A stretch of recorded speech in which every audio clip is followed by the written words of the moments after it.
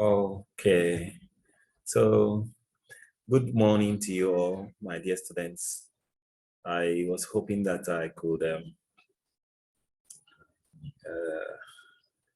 go over the lessons we had the last time with you by sharing my screen so that you can see part of the um, presentations that I have for the lesson. So, um, as you are all aware, the course is EBS 217, Designing Instructional Materials Using ICT Tools. And the last time we had a discussion on the Google Classroom, we were trying to discuss what we mean by discuss learning by design. And then some of you, I asked you to look for the meaning of teacher design teams, and you did marvelously well. Your explanations were very good. So we'll continue with that and then look at some of the principles in designing activities. And then we'll also possibly define interactive activities and then look at the ways we can use in evaluating the quality of a design, So by way of going over what we did, we said that when we say learning by design, it is a situation where we come together to kind of like remove layers of thickening or layers that are covering a problem so that gradually we'll be able to uncover the problem and get a solution for it. So learning by design is like a group of people coming together to work as if it is a project in which we make inquiries, we try to find by doing the best method so that we'll be able to solve a particular problem. Now, learning by design is actually, it came out from the constructivist theory. And from our previous lessons, I believe you would remember that when we talk about the constructivist theory of learning, we are looking at the fact that our learners are able to learn more when we allow them to create knowledge for themselves, when we encourage them to do their own programming, and then when we encourage them to participate in the act of learning. In this particular instance, we encourage teachers who want to define or understand basic issues in their subject areas to find for themselves the best method that will be applicable. So this gives us what we mean by learning by design. Then we have teacher design teams. When we talk about teacher design teams, we are talking about this group of people I spoke about earlier on, coming together to collaborate so that they can design and develop ICT, specifically ICT-based solutions. So that like we have a problem, we want to find a solution for it. But we are not looking for just any kind of solution, but we are looking for a solution that is ICT-based. So when we come together, we are collaborating so that we will be able to find an ICT-based solution. Then we are working as a teacher design team. So teacher design teams are this group of people who have come together to collaborate in order to design and develop ICT-based solutions. It helps a lot because it encourages active learning. That is learning by doing, learning through problem solving, which I said a few minutes ago has everything to do with the constructivist learning theory. It also promotes local ownership so that teachers and their students are not just consumers of technology, but they are people who are actually designing solutions using the technology. And of course, you know that collaboration is one of the basic pillars of the 4 C's of education. So we encourage collaboration. And so teachers will learn from one another. Teachers will teach one another. We will focus on a practical problem, but we will receive different perspectives. And in the process of doing all this, you can be sure that as teachers and indeed as students, we will become more sensitive to the subject matter or whatever it is that we are teaching. And this is very, very useful. It is useful because specific forms of teacher collaboration is enhanced in the curriculum design. Collaboration of several teachers concerned with consciously redesigning their curriculum to make it suitable for their environment. It helps to improve the teaching process because as we come together and we collaborate with other teachers, we are able to get different ideas from different people, which helps us to be able to make an improvement upon the way we teach. Then it also leads to a fruitful means of educational reform, because as we discuss these things together, as we discuss these challenges together, we are able to make contributions that can make an improvement as far as education is concerned. So these contributions can now contribute to educational reform. Then in addition, we are able to realize a better curricular product. The end result of the work we do would be better off than if we had not had the discussion. In other words, what I'm saying is that when we come together, the result of our work on the curriculum is better than it would have been if we did not come together. Then teachers are also able to develop their own practice. As a teacher, you begin to improve upon your act of teaching. You begin to improve upon, as a designer, you are able to improve, or as an instructional designer, you're able to improve upon your work. And then teachers also will have a sense of ownership of products. So the things that we develop after finding solutions for problems, we can say that, yes, I contributed to the solution. You are not a part of the problem, rather a part of the solution. And it is a good thing. Now, when we talk about design of learning activities, according to Piaget, effective instruction has 3 components. 1 is content, 2 is activities related to the content, and then 3 is feedback.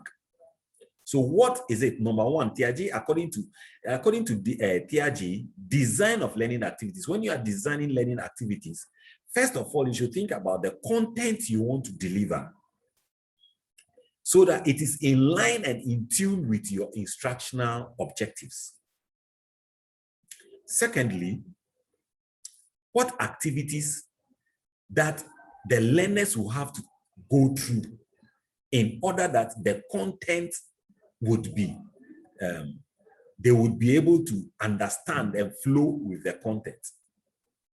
And also so that the activities the students or learners will have to go through in order that they can provide responses even as the teaching and learning is ongoing. And then 3, we are able to, we should think about activities that will give us feedback or give feedback to the learners so that it will provide reinforcement of desirable response. In other words, we should think about learning activities that will let learners know that what we are doing, the responses we are giving, the activities we are undertaking, they are desirable, they are positive, they are lending positively to what we want to achieve. When this is done, we will therefore now begin to see that when we want to engage in learning and teaching, maybe we should think again about the lecture presentations. At a certain level, we cannot say learning is not valid or is not a valid form of instruction. Indeed, lecture is a valid form of instruction. As I am here, I am giving a lecture, I am giving a talk.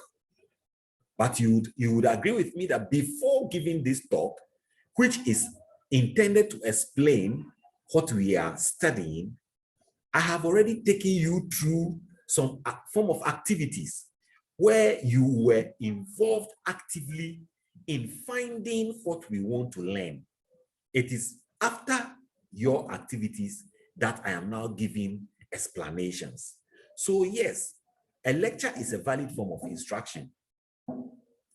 However, it does not necessarily lead to deep learning, because as students, if I had not already engaged you in some form of activities, then this morning, as I am doing this presentation, you would have been sitting down and be listening like this. But as it is now, that is not the case, because you have been transformed from passive recipients of information to active participants in the process of teaching and learning. So for a lecture, we can deduce from this, the above information, that for a lecture to be effective, first of all, it should be an appropriate means for achieving the learning outcome, the learning goals. In addition, the lecturer has to be not only knowledgeable about the subject matter, but also be engaging and motivating. And the lecture must be done in an interactive manner. It should be done in such a way that as I give you this talk, I should be able to receive some feedback from you.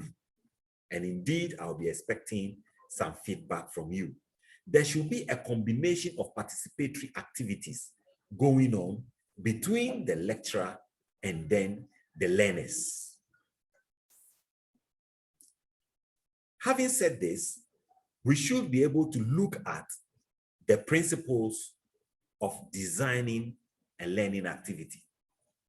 Whenever you want to design a learning activity, what are some of the guiding principles?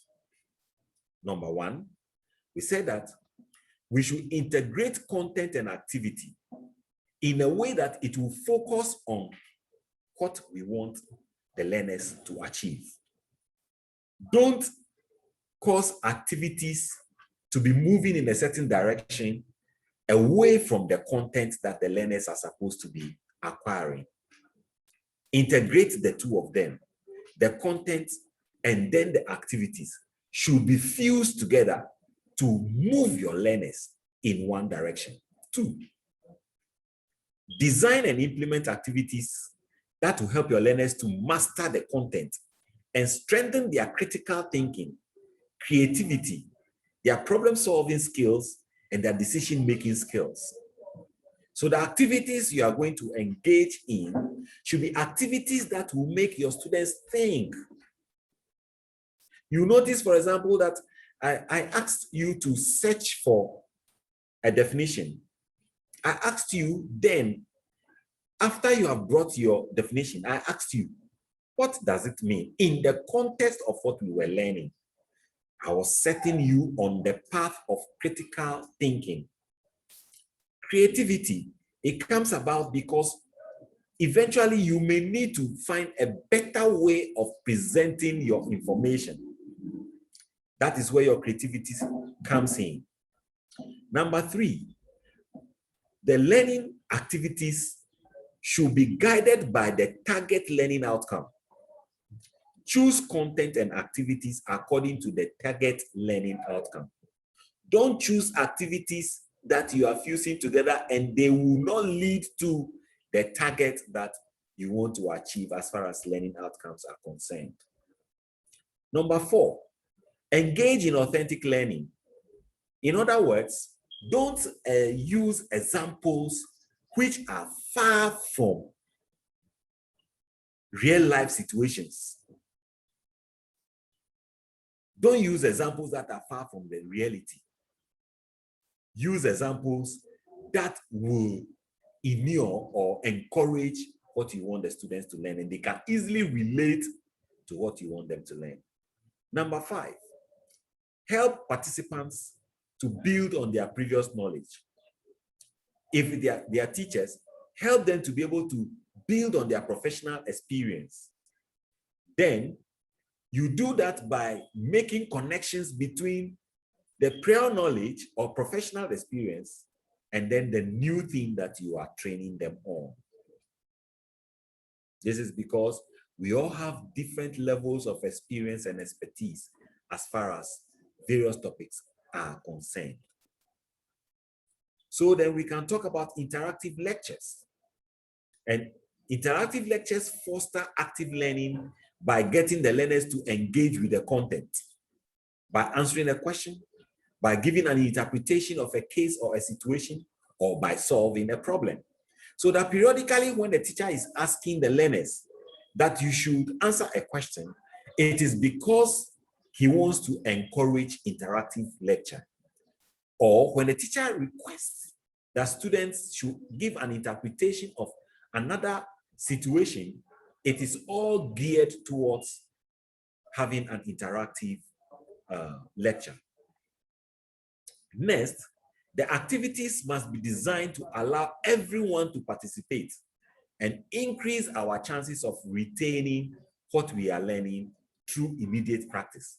In other words, activities should be such that everybody will have the opportunity immediately to practice what we are learning, so that it is not only a few people who will have the opportunity to practice and then the rest will just be passively observing.